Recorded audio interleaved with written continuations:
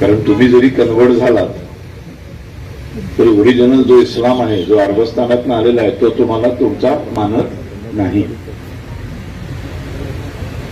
भारतातल्या मुसलमानांना हे नीटपणे कोणीतरी सांगण्याची गरज आहे. भारतीय मुसलमानांचा प्रॉब्लेम हा आहे की त्यांच्याकडे कोणी समाज सुधारकच तयार होत नाही.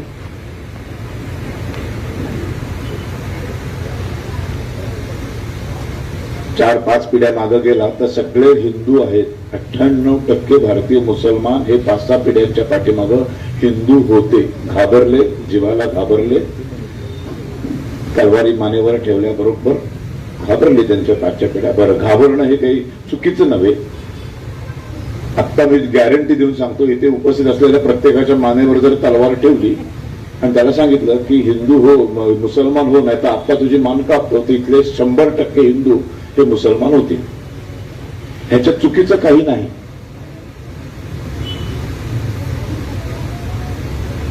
आपण होणार मुसलमान, घाबरणार, आपण मान कापली जाण्यावर घाबरणार नाही.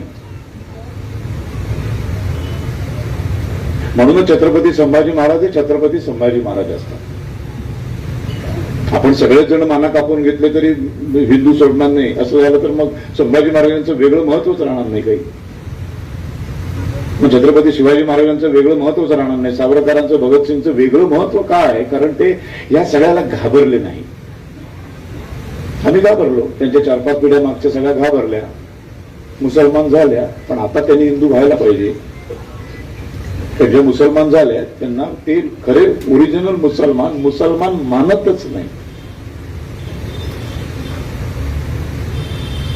आपण जसे काफर आहोत तसे ते त्यांच्यासाठी तुच्छ आहेत, ते गुलाम आहेत. त्यामुळे इथले जे मुसलमान आहेत, जे कन्व्हर्टेड सगळे मुसलमान आहेत, हे मुस्लिम राष्ट्रामध्ये जात नाहीत. तर त्यांना तिथे गुलामाची किंमत आहे.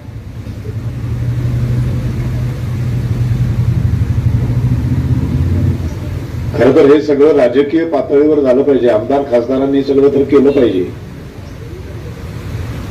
त्यांच्याकडे ती पॉवर आहे, त्यांना संरक्षण मिळतं सरकारकडनं. हे मी बोलतो, माझ्या आजूबाजूला कोणी नाहीये पोलीस कोणी नाहीये बंदूकधारी. आमदार खासदारांच्या आजूबाजूला ते असतात, त्यांना संरक्षण असतं. त्यांनी खरं तरी बोललं पाहिजे.